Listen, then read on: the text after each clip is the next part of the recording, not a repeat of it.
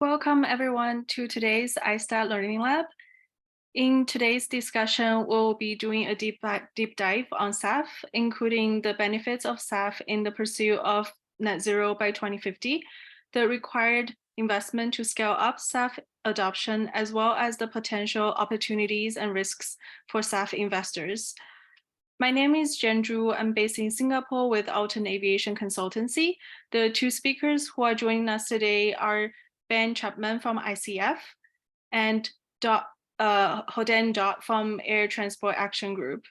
Mr. Ben Chapman is a senior manager in asset management and sustainability at ICF, and he is also an ISTAT certified appraiser. He's an expert in aircraft valuation, sustainability, and asset management. He brings experience in commercial aircraft and helicopter lease value forecasting, lease management and due diligence, aviation sustainability, and market analysis. Mr. Hoden Dot is an executive director at the Geneva-based Air Transport Action Group. This organization's current mission is to provide a platform through which the aviation sector is working to reduce its climate change impact. It works with funding members, including ACI, IATA, Airbus, Boeing, and other OEMs to ensure aviation is able to respond to global decarbonization and sustainability objectives. The format of today's discussion is that Ben and Hoden will jointly present their view for 45 to 60 minutes, and then we'll open up for an audience Q&A session. So we'd like to encourage the audience to use the Q&A button at the bottom of your screen to send in any questions you might have as we go along this session. So now let's welcome Ben and Hoden to start their presentation. Thank you. Excellent. Jen, thank you very much for the introduction there, and thank you to ISTAT for putting the session on and inviting us to present. So I'm going to go through a few opening thoughts. I'm then going to leave it over to Ben, who's the real expert in this area.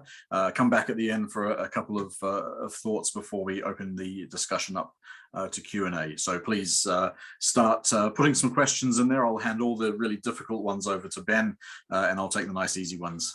So thank you for joining us for this. And I think this is a really interesting time to be involved in the sustainable aviation fuel space. I've certainly been working on the issue of aviation and climate change for the last 15 years. And just in the last 18 months to 2 years, we've really seen a massive uptick in the discussion and actually starting to see the deployment of SAF in a very big way as well. So we're coming at this at the right time.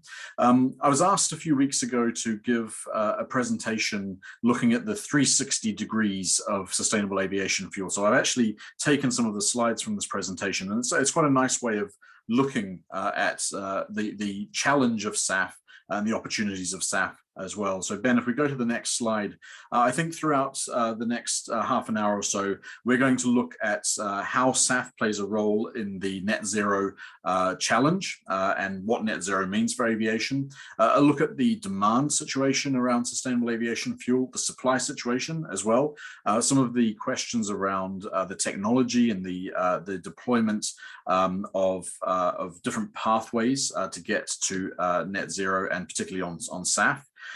We've also got a quick discussion around sustainability, one of the most important parts of the push out towards sustainable aviation fuel, and then financing, which is really key to actually getting this underway. And then we'll also wrap in some of the regulations and policy questions. So that kind of covers the full gamut of what we will be talking about. On the next slide, I just wanted to give you a quick introduction to what ATAG is. If you haven't heard of the Air Transport Action Group, we provide a platform for how the whole aviation industry can work together on key long-term challenges, including, of course, climate change. You'll see our members there up on screen, the big names in the aviation industry. But importantly, we bring together the operational arms of the industry, all the airports, all the airlines, all the air traffic management authorities as well. How can we work together, as we do so well in aviation, to solve this challenge the same way as we did with things like safety as well? So About 13, 14 years ago, on the next slide, we brought the industry together with a short, medium, and long-term climate goal. And then back in 2021, we decided that that long-term goal needed to be strengthened and updated, particularly after the Paris Agreement was reached back in 2015. And we realized that shifting towards a goal of net zero was going to be really important to demonstrate that aviation, just like many other sectors in the economy, needed to play its role in aligning with the Paris Agreement and aligning with the 1.5 degree goal that seems to be the most common goal that's being put in place by countries and governments and other sectors all over the world. So we decided that we would look at how we were going to get to net zero by 2050. And on the next slide, you'll see that actually, as an industry, we've had some fairly significant improvements in our efficiency. Back to 1990, you can see if we were still operating at 1990 levels of efficiency, by 2050, we would be over 5 gigatons of CO2 released through the growth of traffic. That's the red line, but we've actually managed to improve our efficiency so much that if we were to have our today's current fleet operating at today's levels of operational efficiency, we would be at around 2 gigatons of CO2 in 2050. So the gap there is what we've achieved so far. But of course, if we're going to get to net zero emissions, we need to figure out how to get from 2 gigatons of CO2 down to 0 in 2050. And so that's where we have to explore how does technology play a role, how do operational and infrastructure improvements play a role. Importantly, as we'll discuss mainly today, how do new types of fuel play a role, and then any remaining emissions being dealt with through market-based measures like carbon removals. And so we knew what our traffic growth is likely to be over this period. We want to make sure that that can continue to provide the service that we do to the global economy and to communities around the world, but also to try and do that in as low carbon a way as possible. On the next slide, you'll see that we developed a piece of analysis called Waypoint 2050, which really tried to look across a range of different forecasts to figure out what that pathway could look like to get to net zero.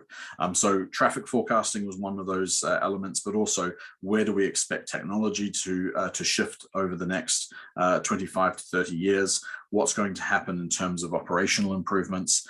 Where do we need to look at sustainable aviation fuel, and then any kind of out of sector measures like market-based measures or carbon removals. And we obviously could have come up with many hundreds of different scenarios to get out to 2050 based on all these different parameters, but we decided to concentrate around 3 different scenarios to get us to net zero, just as illustrations of how we could actually get there. And this is all contained in our Waypoint 2050 report, and I'll put a link up at the end so that you can have a look at that report yourself. It's quite a useful piece of work, understanding how to pick apart the different pathways.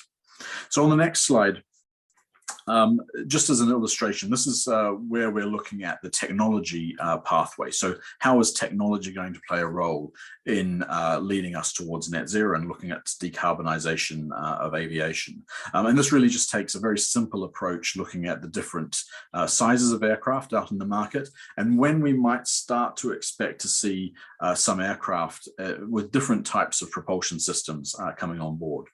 So you'll see that in the smallest category, the commuter aircraft of under 50 seats, although mainly it's under 19-seat aircraft, we can expect that electric aviation can play a role there, whether that's battery-driven electric or whether it's hydrogen fuel cell-driven electric. They can potentially come in between 2025 and 2030 into the system.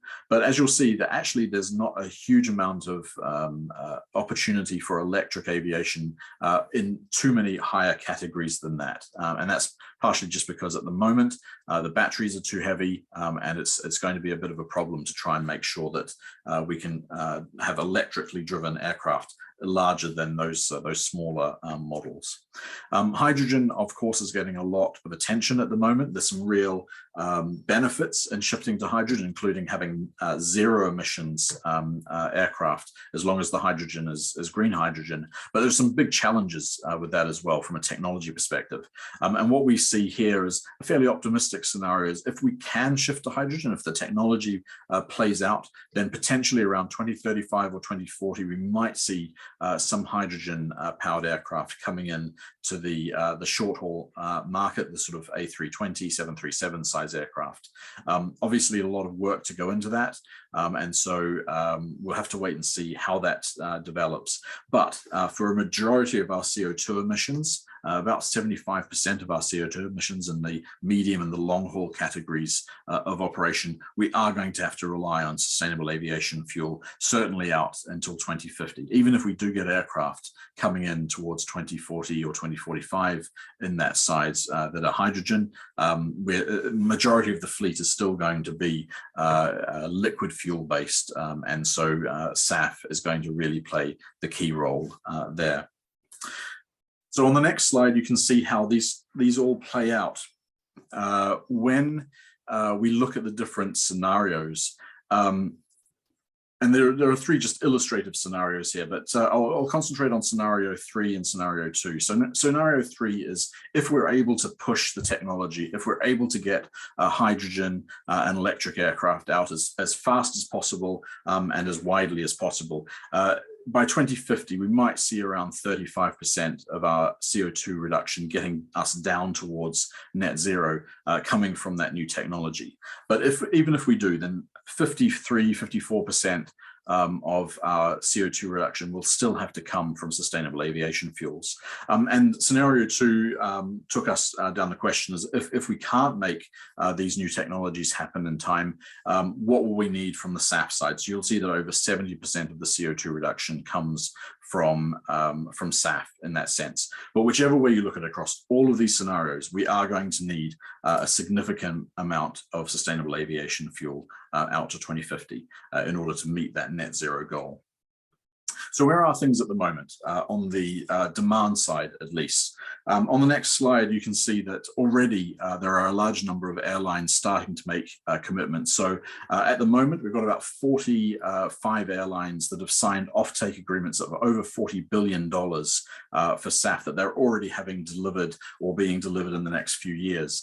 This slide takes a slightly longer term perspective. So this is airlines that have made commitments to have at least 10% of their fuel supply be SAF by 2030. So these aren't necessarily all offtake agreements that have been signed yet, but these are commitments from the carriers to look at the demand side of things. So you see these 40 airlines have 43% of RPKs. It's about half of global passengers are included in these airlines. So they're fairly big players. And that really sends a fairly strong signal to the market that we actually are going to need a lot more of the SAF.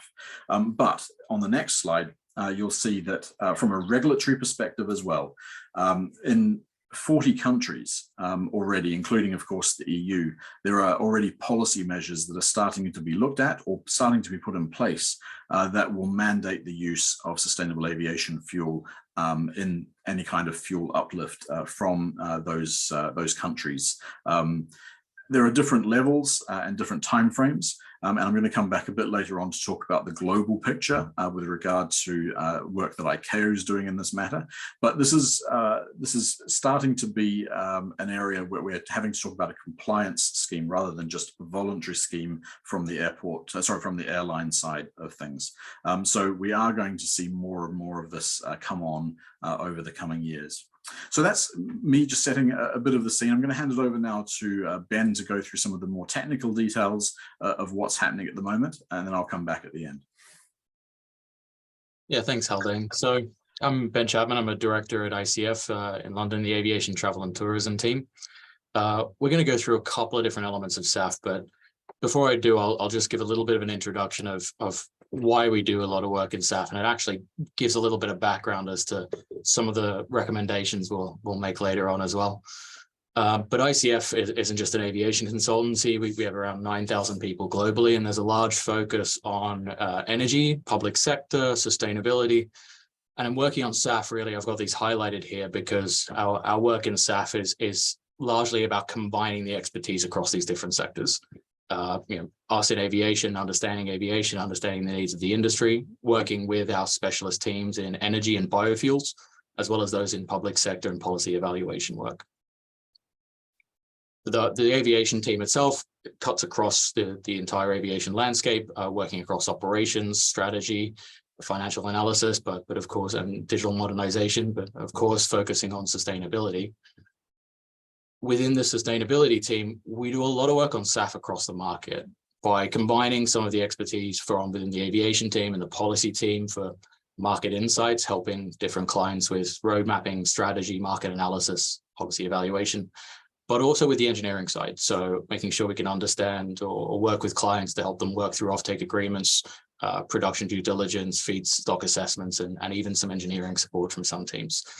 And then we can support everybody within the different stakeholders across the value chain, not just consumers, but also producers, policymakers, and finance, which we'll touch on a little bit later. So I'm going to cut to the end before we get going, just like we're reading the last chapter of a book. But really what we're going to go through is a couple of different sections, and the key takeaways here are going to be that demand from both policy and from the needs of aviation and decarbonization is there. There is demand for sustainable fuels. It will be there for a long time. The issue more around how we reach our decarbonization goals is really surrounding production. And scaling production presents several challenges and several opportunities. The next, largely right now, what we're thinking about is that the next generation of sustainable fuels really at a very early stage, and production is going to need support from across the value chain. Policy support also is here, it's growing, and there's a lot of attention on it from a lot of policymakers, but there's a lot more still to do. This is a new market. It's a new market that needs to reach maturity, and there is a lot of requirement and engagement from the industry to help policymakers to support the industry as best as possible. And overall, it's really around the production is a very new market, which has very new risks and opportunities, which really need to be understood in detail to understand how well you can work in this market. So I'm going through some of those elements. I'm going to try and chunk it down into some elements here. This is a learning lab, and so I'll try and keep it into bite-sized chunks. So I'll first of all go through a little bit about what sustainable fuels are, and a little bit about the demand outlook, why we're comfortable that there will be demand for it, and really what we need to think about is production. When we start thinking about production, we'll go through a bit about what types of different fuels there are, and the different feedstocks, and some of the different behaviors or some of the different aspects of those types of production, those technologies. We'll have a little chat about what policy is going on at the moment, and when you pull those together, you get to what a sort of global decarbonization pathway and a scaling up of this industry looks like, as well as some of the major challenges that need to be overcome, and actually what the scale of the opportunity is, and some of the benefits we can get from it. So first of all, thinking about what sustainable fuel is, and this is going to start from a very, very simple standpoint. Sorry if this is a repetition to a lot of people who are watching this, but sustainable fuel effectively is aviation kerosene. It is Jet A. It's a drop-in fuel. The difference is that it comes from a renewable source rather than being extracted as a fossil fuel and then pumped back into the atmosphere. The creation of the fuel is removing carbon from the atmosphere itself. So over the course of the entire life cycle of the fuel, it is a significant reduction in carbon from burning fossil fuels. So when it's burned, it is the same fuel. It does produce very similar properties and almost identical carbon emissions when it's burned, but it's that removal of the carbon earlier on in the value chain in the life cycle of the fuel that creates the net reduction. So it can create really substantial reductions across the fuel life cycle in terms of total carbon emissions. What's really important about that is that being a drop-in fuel, as Haldane set up as well, it is really presenting an opportunity where technology will struggle in aviation to decarbonize to the rate that we require, and sustainable fuels will be crucial for a lot of airlines to meet their decarbonization goals. But that has knock-on effects to the aviation finance and leasing community as well, especially when we start thinking of the concept of transition risk. where any disclosures around the risks associated with transition, that could be policy, it could be restrictions on flight, it could be anything to do with the difficulties of aviation to decarbonize in a world that requires decarbonization. Sustainable fuels really represent a key method of being able to mitigate those transition risks and, more importantly, plan for the future. So in disclosing any future scenarios or any methods to address transition risk long term, actively engaging in the market to understand how sustainable fuels will play a role is a key method to manage and disclose mitigation of transition risk and management of different scenarios. So let's have a little think about demand. So to start off, I think when we think about in the past, there has been a lot of the biofuels market have been moving towards road. But when we think about the demand of road for biofuels, we looked at the total fuel demand is possibly past for light vehicles, and for heavy vehicles is probably going to peak around 2030. Whereas aviation being very difficult to decarbonize, not having, as Haldane said, great battery options, hydrogen representing a limited ability to decarbonize, means that over the long term or out to 2050, the fuel demand growth in total for aviation will grow substantially as other vehicles reduce. And that means that the implication for biofuels is that the peak is probably around 2030 for road vehicles, for light and heavy vehicles, at around 2 million barrels a day. But however, I think when we look at aviation, that's going to keep growing, and it's likely to peak towards 2050 at over 8. So really, aviation is the dominant transportation biofuels opportunity in the market. And that's something to consider going forward. When we think about visualizing that, you can see as we head out to 2050, there is a very large long-term demand for biofuels. When you think about all of the different decarbonization roadmaps that exist, obviously this isn't all of them, but this is many of them, you can see sustainable fuels play a pivotal role across almost all of them, just to varying degrees. Some of the trade-offs between these actually look at one of the methods that we see a reduction in a lot of these forecasts is by reduced traffic, either through demand being reduced via higher travel costs, but also through regulation.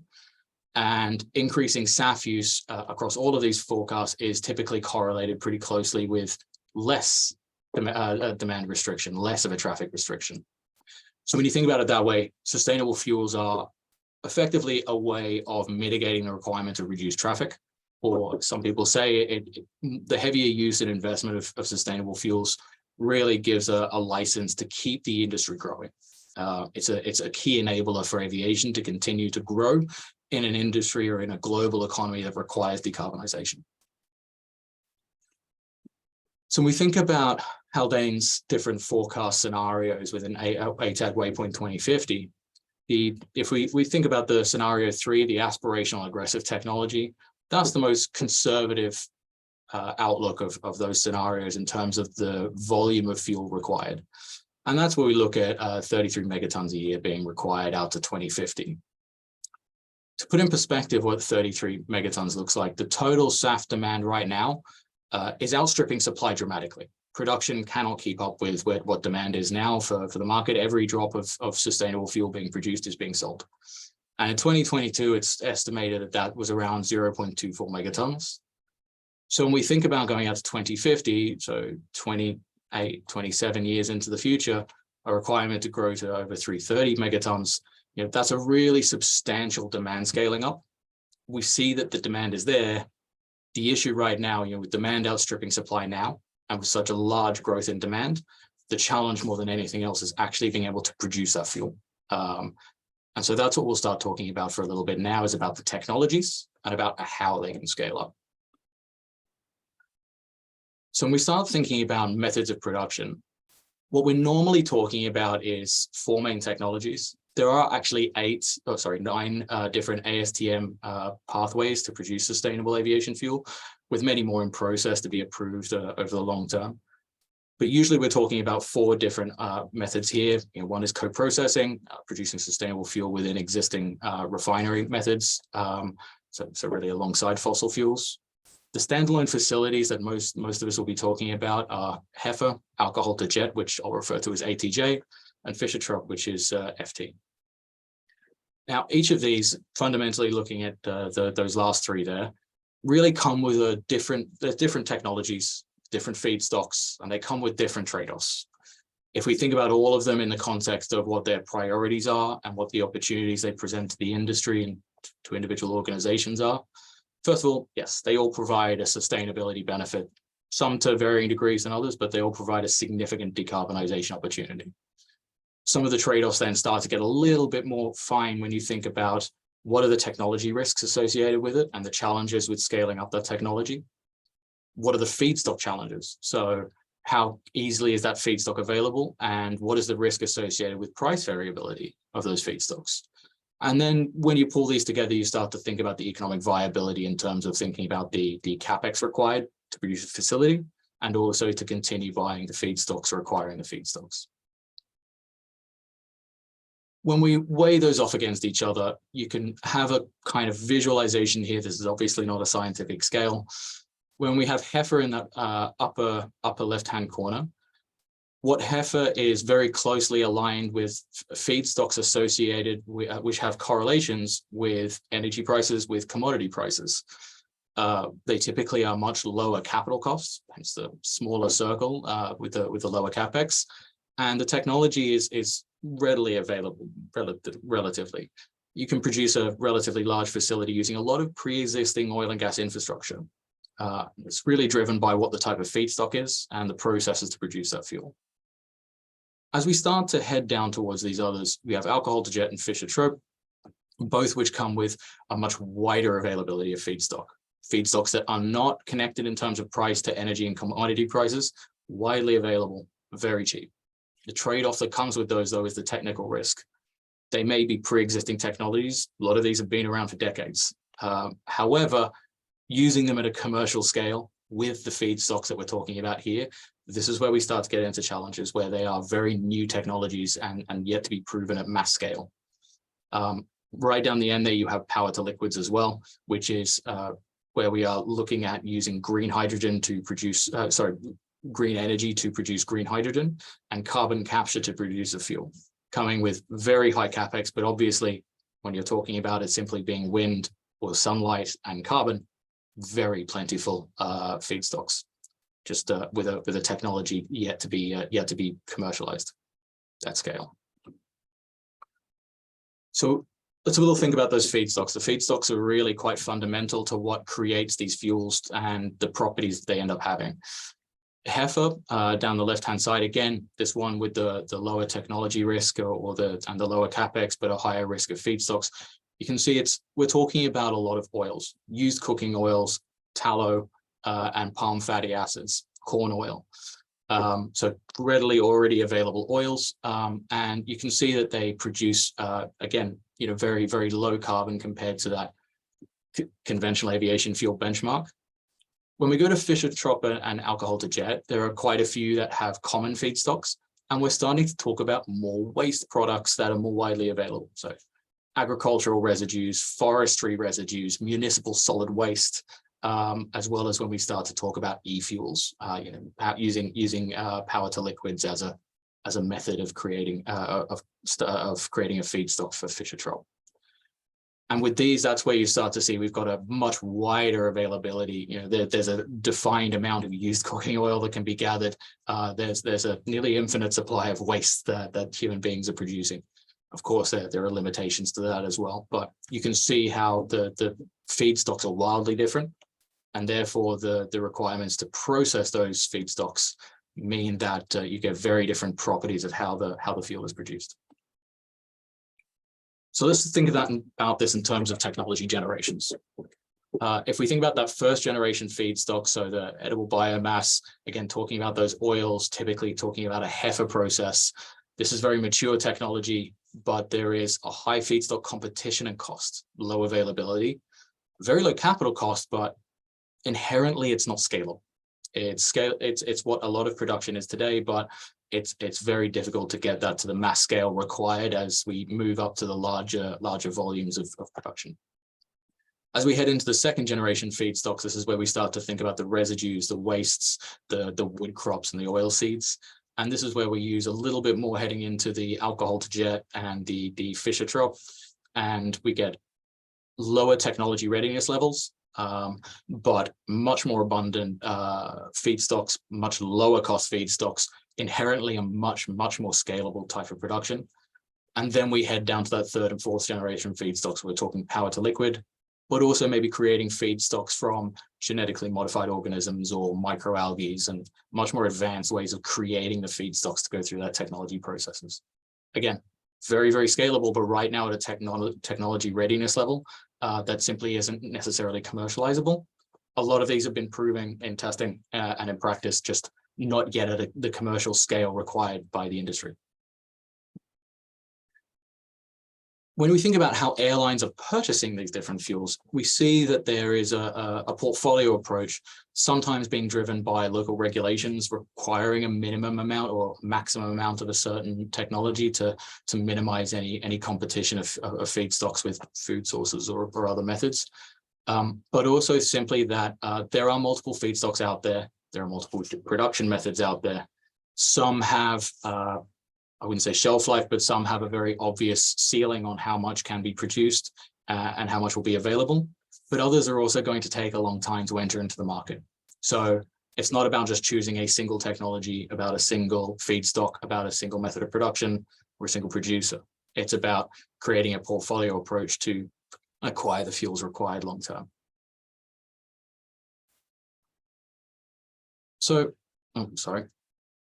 So after we thought a little bit about what the different types of technology are and the different type and what the demand is looking like, obviously this is a very new market and policy is playing a very large role in growing out that market.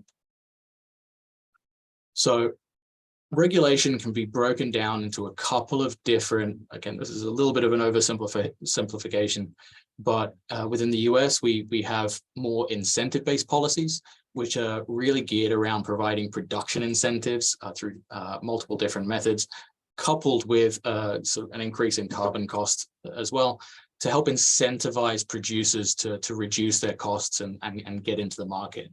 Where the EU and the UK is a little bit more geared around mandates, which instead of incentivizing production right now, it's about mandating production now in the hope that it grows to reduce down the prices. So different approaches to effectively get to the same long-term goal of bringing a market to maturity and bringing down the cost of production to an economic point. If we start to think about what policy looks like in the US, yes, we have the US federal SAF Grand Challenge, which has really been bolstered by the IRA.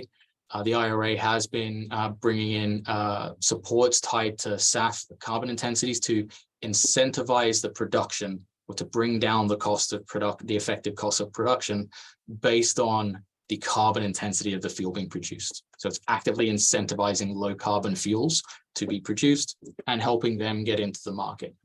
And what you then also get is multiple different states that have or are planning to have different types of tax credits or low carbon fuel standards, which incentivize the uplift of that fuel by the different airlines or different customers. So it's really much more driven around building an incentive scheme right now to help get the fuels going.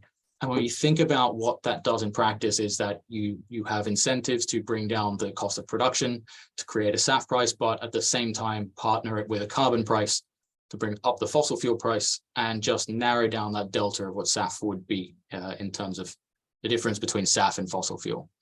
So that would maybe bring the cost difference down from a production cost of maybe 2 to 7 times the production cost of fossil fuel to maybe making the price more like 0.5 times or 2 times what the fuel would be otherwise against fossil fuel. And that's where we think about that being a green premium, where the decarbonization benefits, the ability to mitigate any potential taxes or to be able to ensure that you're mitigating any potential policy impacts later on.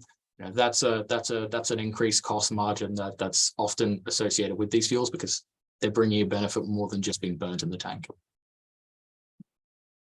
When we start to think about Europe, it's a slightly different way of looking at things. We have largely around fuel mandates. So primarily we're thinking about Refuel EU here, but we also have a lot of different jurisdictional mandates that are evolving at the moment as well. Refuel EU is relatively new in terms of its agreement, only having been provisionally agreed this year. But what it's looking at is bringing up both the total amount of fuels, but also a subset of those fuels being power to liquid driven or e-fuel driven. And so it's mandating to both airlines, but also to the fuel suppliers, so the conventional fuel suppliers, an increase in the volume of fuel that's being produced into the market, regardless of price. Also coupling that with EU ETS and CORSIA to effectively bring up the cost of fossil fuel, with the goal that over the long term, the increased volume in the market brings down the cost of production to get to effectively the same point as you would with an incentive scheme over the long term. It's worth noting that in terms of the periods of time we're talking about here, Refuel EU is a much longer term concept. It's looking at to go out to 2050 to get to a 2035 standard percent of SAF and a 35% of power to liquid out to 2050, sorry. Whereas if you think about the US incentive schemes, they have a real shelf life.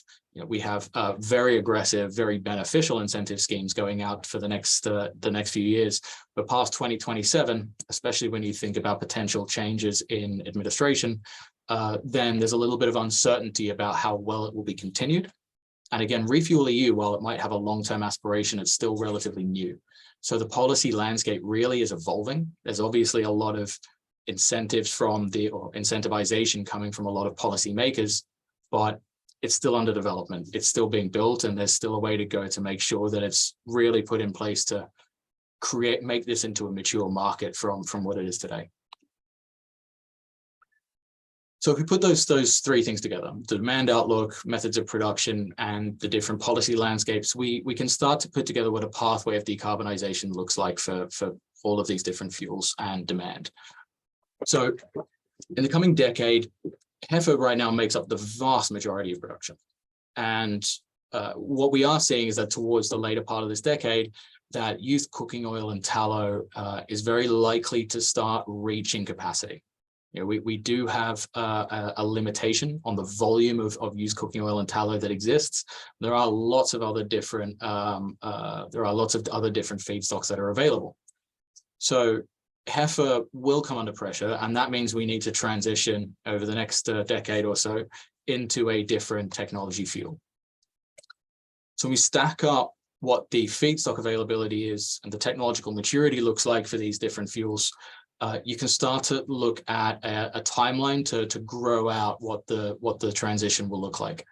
Right now, 2022, 2023, production is driven heavily by HEFA using waste fats and oils. As we start to go through 2025 to 2040, right now we're seeing the first of the alcohol to jet and Fischer-Tropsch production facilities in relatively small volumes starting to come online. And we see over the next decade that that's really where the fundamental driver of growth is going to be in this market, with a much wider availability of feedstocks, yes, with a higher capital cost, which is likely to have to be spread across multiple smaller plants. The difficulties in transporting these feedstocks also means that it's going to have to be relatively localized, but we have to see a large growth in the number of facilities in this market to enable us to produce the volume of fuel required up to 2035, up to 2040.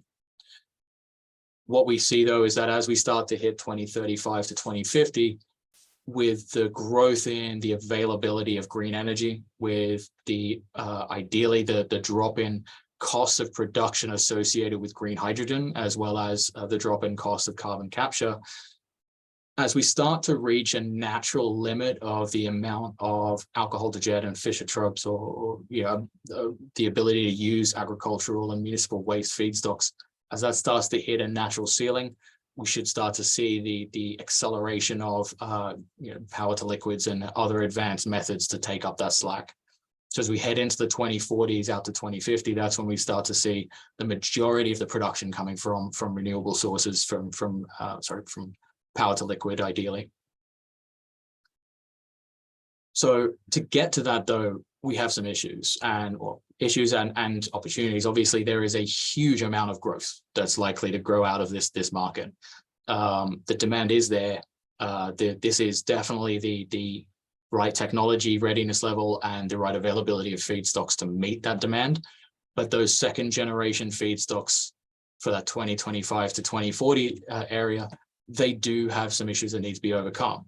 And the first of all, I think we've mentioned a few times now, is that high CapEx requirement. They have relatively large upfront costs, but offset that by relatively low feedstock costs. A major issue right now is that a lot of these are in a very early stage technology, and largely the market is dominated by lots of small producers. What that means is that the technology risk, or the risk that they won't be able to meet their production requirements, is quite high. The requirements for due diligence are quite high.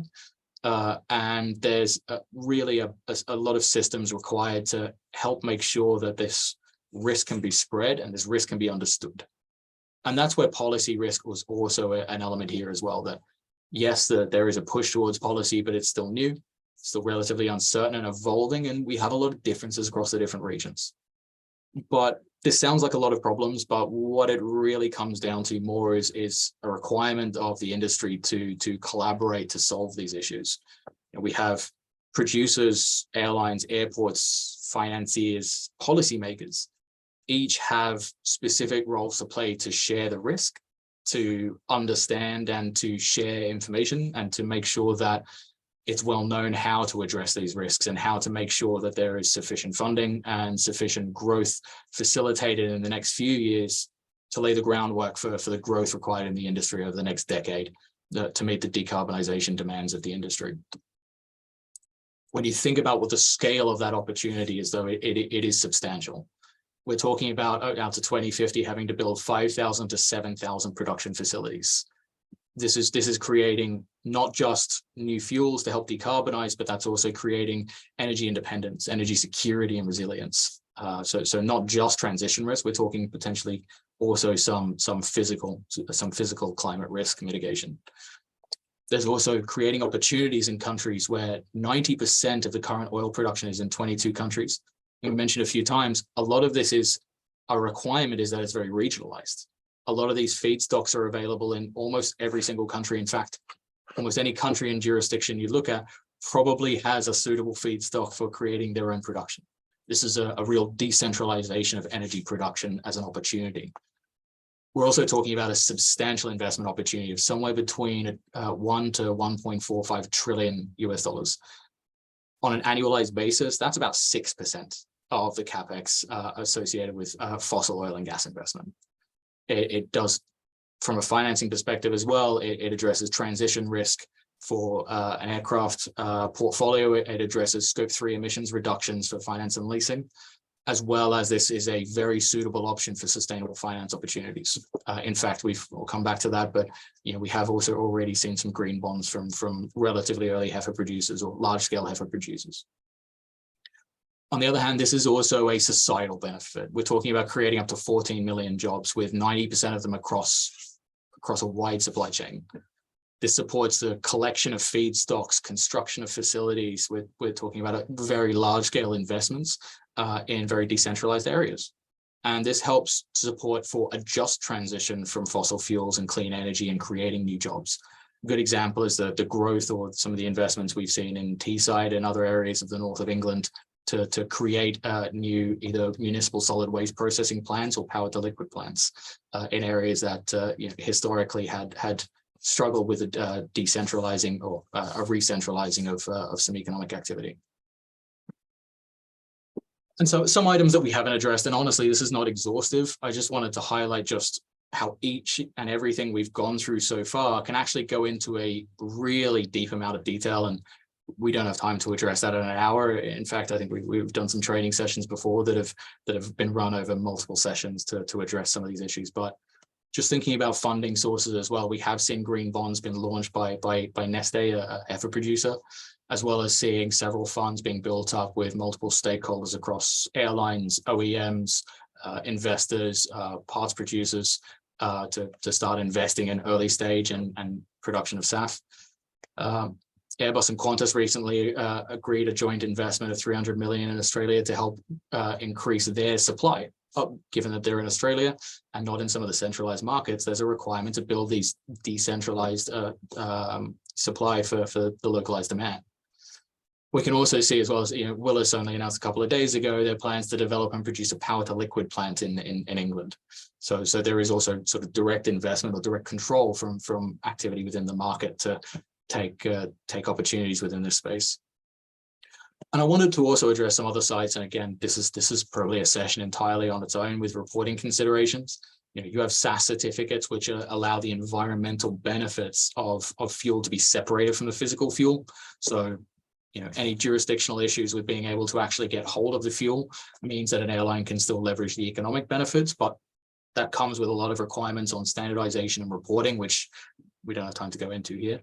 I think something worth noting is the carbon intensity around SAF or around anything is sometimes very difficult to calculate. And for SAF, this is relatively early to try and actually understand what the full carbon intensity determination of a specific fuel is. And due diligence is an industry in this section which really needs to grow and get some standardization.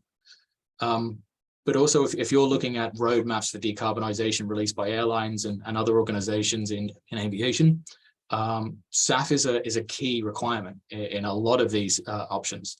And understanding how SAF use by an airline will impact the carbon intensity or carbon reduction plans, decarbonization profiles of organizations, throughout the supply chain and value chain from an airline, including finance as well as suppliers, is likely to have an impact. It's going to be required to be collaborated on across the industry, given that it's one of the key methods to decarbonize the scope 3 emissions of pretty much everybody within aviation. So again, coming back to those key takeaways, to sum it all up, I think the main thing to say is that demand from policy as well as the actual decarbonization requirement is there. And the key challenges come right now from scaling production. But this also presents an opportunity, being such a new market with such a long runway to go. It's at a very early stage, and that presents both risks and opportunities, which are new and novel and need to be well understood by people in the industry. But policy support is here. It's just more is now needed. This is a new market. There is difficulties with transparency. There's difficulties with certification, standardization, as well as communications. And engagement with policymakers to help make sure that the policies that are being enacted are appropriate and are actually going to incentivize the industry to grow is really important. And so that kind of comes back to sort of what some of the actions are for us today. And from that side, it's really it's a positive message. It's what we really need to do is, network, advocate, educate, and just be creative with how to approach this. Sustainable SAF requires, from our experience, I think I mentioned right at the beginning, it requires expertise across markets. In our own teams, we have specialists in aviation, specialists in policy, specialists in engineering, in oil and gas projects, finance and setup, and really collaborating across all of them is essential. And that's the same for within organization as well as across the aviation industry. It's about creating connections across what were historically siloed areas. And again, in terms of advocacy, regulators are taking great steps, but there is a lot more sort of regulation and support to come. When we say regulation, we're thinking more policy. Might even be things on, setting best practice, setting guidance. And these things are all under development and will continue to be under development. It's important to stay in touch with those just to make sure that your voice can be heard as well, and make sure it's gearing around how best you can work in sustainable fuels. I think education is one which is a pretty generic term, but I like to use an example that within our team, we had a discussion a little while ago where somebody said, oh, hydrogen is included as a power to liquid SAF under Refuel EU, and somebody said no, it's not. This doesn't count. This doesn't work here, and realized actually we're both right, because the conversations were moving so quickly that at that point in time there were two different proposals out. So I think staying on top of what's happening is very quick in this very fast moving market is essential. Conduct your own assessments, stay informed with market changes, and share your findings with colleagues and co-workers.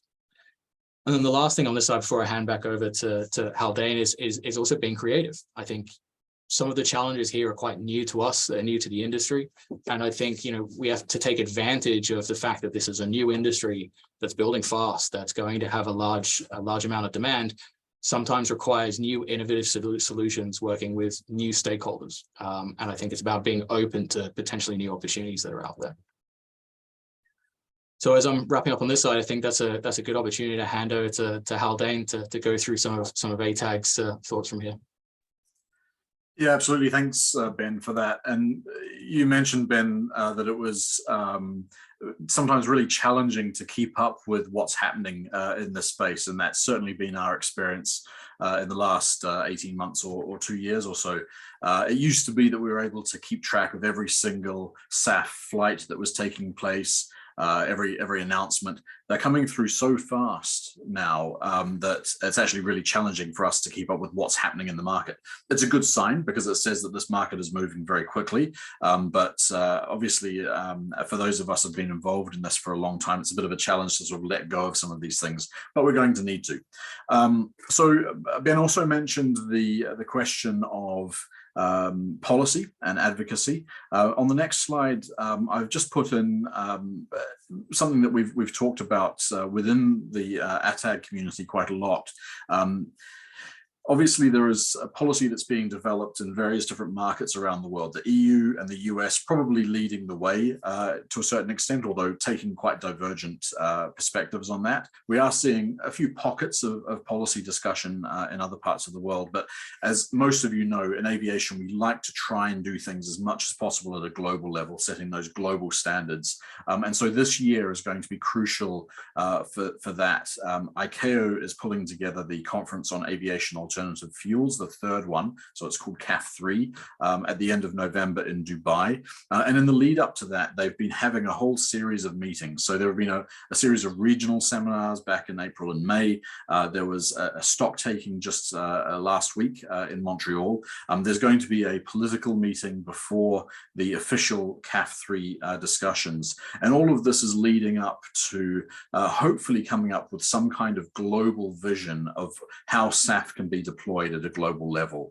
So not necessarily setting strong targets, but setting a goal at least for the whole industry and governments to work towards. Importantly, it's really taken note of within the ICAO process that not every country can move as fast as others. So we're going to see North America, Europe, some other OECD countries shift particularly quickly in this space, although everybody is really at the beginning of that journey right now. But some countries are going to need a little longer to be able to catch up and start deploying some of these policies as well.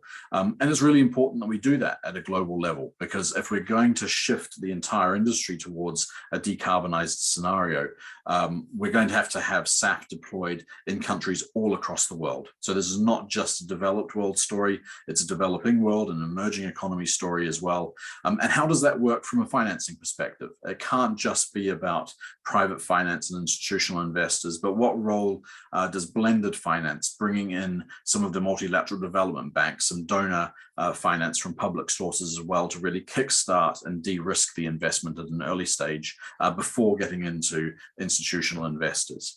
So that's just an idea of what's coming up this year. And if you've got any other questions about that process, please feel free to ask those. On the next slide, it's just really just some top line thoughts from my side, really. It is a very fast moving space in the future of air transport, and it's going to be messy. It's a bit of a messy transition period at the moment, but it will settle down, and it will be something that we can all work towards together if we do work together. So support is needed from all parts, not only governments, but also the aviation sector, the energy sector, importantly, and also the finance community as well coming in. So Ben mentioned the figure of $1.45 trillion to finance the capital expenditure for SAF deployment. It sounds like a massive amount of money, but actually the oil and gas industry just over the next 7 years is expected to spend nearly $5 trillion on CapEx by itself. So there is money in the economy to do this. It's just about allocating it in the right way. It is a bit of an uncharted territory for us. In aviation, we're very used to just going to some of the big oil majors and saying we need a certain amount of fossil fuel delivered to a certain airport for uplift. It's not something that we've ever had to get involved in before. Our energy supply has always just been there and we haven't really had to worry too much about it. But because the traditional energy companies have not been playing their role or taking advantage of the opportunity that this brings so far, although that is changing, we've had to step in. So you've got airlines now starting to get involved in SAF discussions in securing their energy future as well in a way that they've never had to in the past. But we've actually got some pretty good guidance in that sense. So ICAO does have a set of sustainability criteria that means that we can avoid some of the pitfalls that took place with the road transport industry on shifting to biofuels back in the early 2000s here in Europe in particular. We can avoid those mistakes because we learned from them in other sectors and make sure that we do this in a very much a sustainable way as well. And yes, it's a very daunting challenge. We're having to completely shift our energy supply in the next 25, 27, 30 years. And that's going to be a massive challenge, but I'm more and more confident that we can get this done. Speaking within the industry, speaking to the finance community, speaking to governments as well, there is a push to get this done. It is going to shift. And so we need to make sure that we are ready for it and we can respond to what is needed. And then just finally on the last slide here, there are some resources if you want to learn a little bit more about that. I think the slides that we've shared with you today will be available on the ISTAT website, but if you want to go to the ATAG website, we also have the Waypoint 2050 report. We've got the sub-report called Fueling Net Zero, where a lot of Ben's information came from as well, that looks specifically at SAF scale up. And then for you or any colleagues that really are just getting into this space, we developed a beginner's guide to sustainable aviation fuel that might help answer some of those easy questions that really are a bit confusing to those who haven't been involved in SAF as long as Ben and I have. So with that, I'm happy to hand it back over to Jian to see if there are any questions for Ben mainly. I'll answer the easy ones. Yeah, thank you very much, Hoden and Ben. And for the audience, please send in any questions you have through the Q&A button at the bottom of the screen. And Hoden, thank you very much for sharing the resources. I think that's very useful for the audience, especially for people who are not very experienced in the SAF or sustainability field.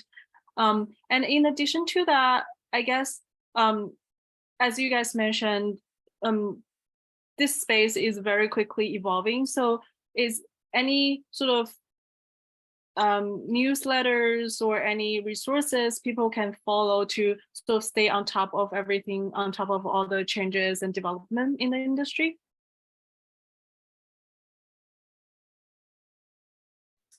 I feel like that's more a Haldane one than me, actually, given he's well, actually, if you work in the aviation space, we put out a media monitoring every week from ATAG. So if you work for an airline or an airport or manufacturer, you can let me know and we can add you to that. But that's only from within the industry, if you like, itself. However, I think usually what we do is keep track of Green Air Online, which is a pretty good resource for capturing a lot of the developments. But yeah, as we've been saying, just in the last few years, it's been so hard to actually keep track of everything that's going on. So I'm sure Ben, certainly we have Google alerts that come through every time SAF is mentioned. And of course, we've got our networks that sort of feed that into us. But yeah, it's a challenging thing to keep track of these days. Yeah, I think the only one I would add on there is that, obviously there's we focused, I spent a lot of time talking about regulation on this for a good reason, that it is a major part of what's going on in this market as well. So yes, there's news should be pushing these things into you, but, then there's also updates from major regulatory agencies and others that, will provide updates on changes that are happening in that way. But I think it's really staying on top of a lot of the wider media to alert when new announcements are made and any new developments. And again, engaging with people. You know, there's no better way to stay on top of real events that are happening in the industry than to speak with others who are working and interested in the industry. It's really a collaborative effort at this point, being a relatively new industry. Yeah, thank you both. So from the audience, the first question is, what advice would you give to a startup interested in producing and selling SAF? Yeah, I think that's kind of a difficult one, but I think that the priority, I think, would be more than anything else is identify where there is a beneficial option for probably vertical integration more than anything else, is identifying a feedstock, a production method, and, you know, an expert team that can gather, produce, and push out the fuels in a way that would be economical. But there are serious methods to go through in making sure that the fuel can be approved, that it will be tested, that it will be viable. So I think it's a matter of engaging with your local or your jurisdictional or global agencies that are there to support new producers with getting through. In the US, you have the SAF clearinghouse. They're developing the same in the UK. They're looking to develop one in Europe as well. And those are really geared around making sure that startup producers can get their fuel certified, well, not certified, sorry, get their fuel approved, both via sort of tier 1, tier 2 testing, but also approved through OEMs and get tested in the engines and able to get it out into the market. You know, I can guarantee that once it comes to getting it out into the market, choosing where it will go will be a major issue. You know, obviously we mentioned there's lots of jurisdictional differences in support mechanisms. Huge majority of the fuel produced in the world up until today has been uplifted in California, simply because of the beneficial policies associated with that region. So really it's about, you know, making sure that you've got an efficient system of feedstock collection, distribution, processing, able to get approvals, and then distribution afterwards. It's really about vertical integration and approvals. Thanks, Ben. So our next question is, how much of the carbon emission reduction benefit will be eroded by the transport of SAF to the end users? Will book and claim system be widespread enough to render the process more efficient? Yeah, that's still relatively new. I think we mentioned ideally there'll be a point in the next decade or so where fuels are produced more widely and more distributed to remove the requirement for transportation. But yes, there have been cases where the benefits associated with uplifting a fuel in a given region mean some people ship them very long distances and are willing to erode some of the carbon benefits. And the difference is the carbon benefits for a lot of these production methods are substantial. So you still actually get a net very positive benefit, but ideally you get to the point where you don't have to do that and it is distributed. Yes, SAF certificates, book and claim should ideally mitigate some of those issues. I think the only issue we have right now with SAF certificates and book and claim is that we right now have several different sort of systems being developed, several different methods of accounting. You know, it hasn't really been unified, ratified, or added into a lot of methods of tracking decarbonization like SBTI and others. So it should mitigate those issues by being able to book the environmental benefits without uplifting the physical fuel. Yes, it's just there's a little bit of a way to go to make sure that is not open to potential manipulation or potentially up to you know, misunderstanding.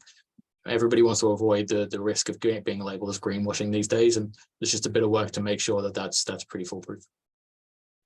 Yeah, just adding on to that, at the moment, as Ben said, there are a number of different book and claim systems that are being developed, and they're in different stages of development.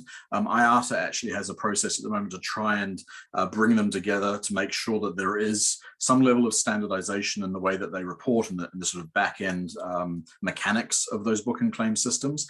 But also, I think it's really important to make sure that governments are involved to a certain extent in setting the accounting standards and principles there, because it is important that they are transparent. It's important important that they're interoperative as well, to make sure that if you are putting your SAF into one book and claim system, it can't also be claimed under another in a different jurisdiction. So having that global level oversight is going to be important. These things are being worked out at the moment, but actually one of the other benefits of book and claim is not just in terms of reducing CO2 emissions from transport, but it also brings about development benefits as well. What we've heard from a number of African states in particular is, we know we've got a local feedstock opportunity. We know that there are opportunities for production facilities, but that is going to come at a premium on top of fossil fuel. Our local airlines can't afford that, but maybe there's an opportunity for airlines in the developed world who have got targets to meet in terms of SAF deployment to pay that premium, whereas the fuel can be delivered to the local airport. So if we can use a book and claim system in that way, it should help spread the development over a larger number of countries in the world. We're not going to need book and claim forever, but certainly in the next 10, 15 years, having a good system in place will help drive the efficient deployment of SAF around the world. So that's really important. Yeah, and I think I mentioned a couple of times that transparency is one of the policy sort of requirements going forward. This is really wrapped up in that, there does need to be a systematic traceability mechanism, data reporting mechanism, and ways of understanding what fuels have been produced, how much have been produced, how much has been uplifted, where it's been uplifted, and what's happened to the environmental benefits associated with those that have had them separated from the physical fuel. Yeah, but I would also just say, just in terms of the transport of these fuels, it's not actually as large an environmental impact as a lot of people think. There is an environmental impact, and you have to take that off the life cycle, but it's relatively small in the overall scheme of things. And I think that we will have in the future, as more and more SAF is developed, there will be shipments of SAF around the world. We're not going to get over that, and we shouldn't be afraid of that either, because at the moment we're shipping fossil fuel around the world, and that's the worst thing of all. So if we can replace that with SAF, at least it does reduce CO2 emissions, and we can try and reduce the amount of transport of these fuels as much as possible, but there will inevitably be some of it. Yeah, thank you both. And we have one last question from the audience. So if anybody who still want to send any questions, please do so now. So the last question we have is, in order to produce all this additional vegetable and palm oils, how much land utilized for food production will need to be transitioned to SAF production, and would that hurt other natural resources such as rainforest? Yeah, and I think that's a really good point. And it's a really important consideration that's happening with all the policy that's being developed today. And you can see very clear jurisdictional differences in some of the policies around those concerns. So this is why you see some of the particular concerns within Europe on limiting the amounts of heifer or the feedstocks associated with heifer being used to limit those kind of impacts, or to also limit the risk of food security and any issues on that side, and promoting more the abundance of clean electricity in especially Northern Europe, why there's a bit more an incentive towards power to liquid on that side. But if you flip that over to the US, where there is, many would say an excess production of, the environmental benefits of using some corn oils, and others in the US are maybe not quite as good as others, but there is just such an abundance of some of those materials where it would be, counteractive to not allow those to be used. Those often create some difficulties in jurisdictional differences across regulation. But they are a clear concern. And I think this is one of the major reasons why there's a requirement to transition to these second generation feedstocks, because we are running out of, like you say, used cooking oil has a very finite amount, tallow has a very finite amount. And the concepts of using palm oil and other food-based oils is unpalatable to most, and it's really not the wider objective of the industry to start sacrificing food stocks for those. So I think we can see a pretty clear demarcation in most jurisdictions that there's going to be limited, if any, transitions from food stock towards sustainable fuels and more promotion of alternative fuels. unless it happens to be in a jurisdiction where that is in such incredible abundance where it's counteractive to not use some of it. I don't know, Haldane, if you've got anything else you wanted to add on to that. Yeah, I'll just say I think that we've benefited in a couple of different ways when it comes to this question. It's a really important one. It's one that comes up a lot as well. We've got, for a start, we've got the benefit of hindsight when it comes to the way that biofuels were rolled out for land transport and some of the mistakes that were made there. I said this before. So we can kind of look at what went wrong and try and make sure that we don't follow the same pathway when it comes to aviation. But secondly, we're not just looking at one potential feedstock. As Ben said, we've got already 9 different pathways and different feedstock pathway combinations, technology combinations that are already certified for use in commercial aviation. There's another 10 or 11 already coming down the pathway in the next 2 to 3 years.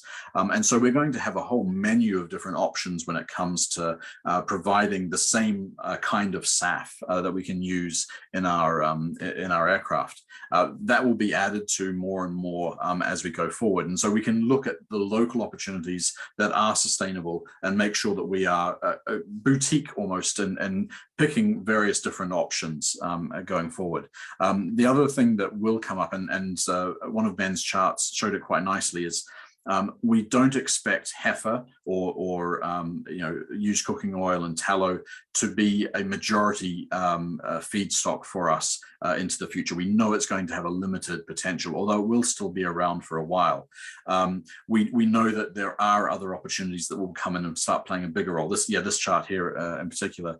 So power to liquid will be probably where most of our SAF will come from in 2050. And as this chart shows quite nicely, and this was done for our report Fueling Net Zero,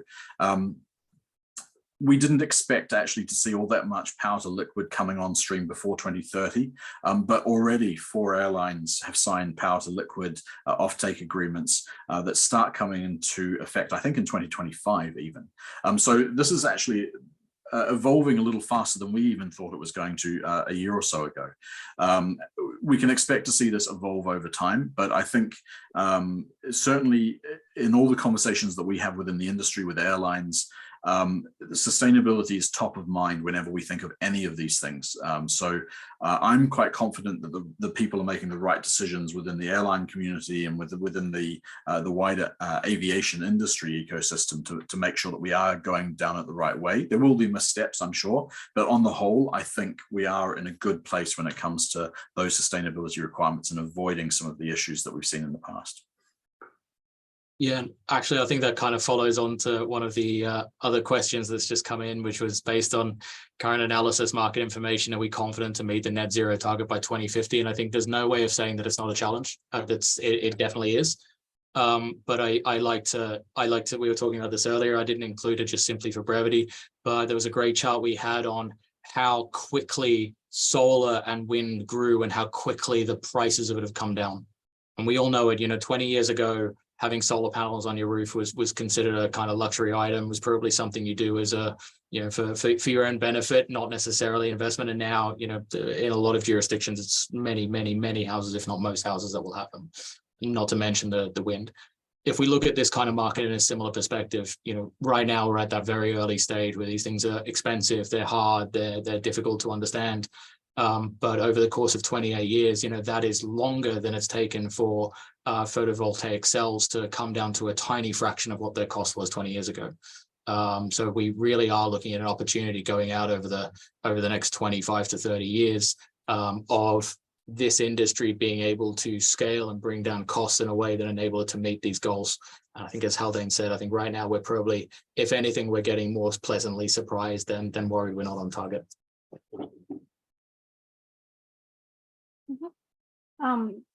I think that's all the questions we have from the audience.